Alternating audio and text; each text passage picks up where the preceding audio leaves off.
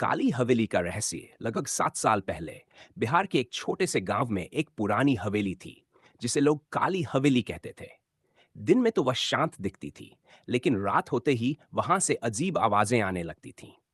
गांव के बुजुर्ग कहते थे कि उस हवेली में एक जमींदार रहता था। नाम था रघुवीर सिंह। वह बहुत क्रूर आदमी था। उसने कई गरीबों को सताया था और एक बार एक गरीब परिवार को हवेली से निकालकर मार दिया था। कहते हैं उनसे उस हवेली पर एक अभिशाप लग गया। एक रात गांव का एक युवक अर्जुन अपने दोस्तों के साथ शर्त लगाकर उस हवेली में जाने के लिए तैयार हो गया। सबने उसे रोका, लेकिन अर्जुन नहीं माना। जैसे ही वह हवेली के अंदर गया, दरवाजा अपने आप धड़ाम से बंद हो गया। अर्जुन डर गया, लेकिन उसने खुद को संभाला और आगे बढ़ा।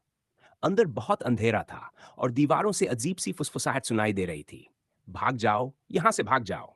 अर्जुन ने टॉर्च निकाली और ऊपर की मंजिल की ओर बढ़ा। अचानक उसे एक कमरा दिखा जहां से हल्की रोशनी आ रही थी। जैसे ही उसने दरवाजा खोला, उसने देखा एक सफेद साड़ी में औरत खड़ी थी, जिसका चेहरा खून से भरा हुआ था। वह औरत धीरे धीरे अर्जुन की ओर बढ़ने लगी। अर्जुन भागने लगा, लेकिन हवेली के सारे रास्ते बदल गए थे। हर दरवाजा खोलता तो वही कमरा सामने आ जाता।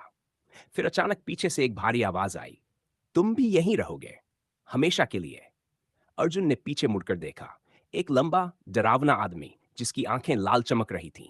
वह और कोई नहीं बल्कि रघुवीर सिंह की आत्मा थी। अर्जुन चीखता रहा, लेकिन बाहर किसी को उसकी आवाज नहीं सुनाई दी। सुबह जब गांव वाले हवेली में गए तो उन्हें अर्जुन कहीं नहीं मिला। बस एक दीवार पर खून से लिखा था, अब वह भी हमारे साथ है।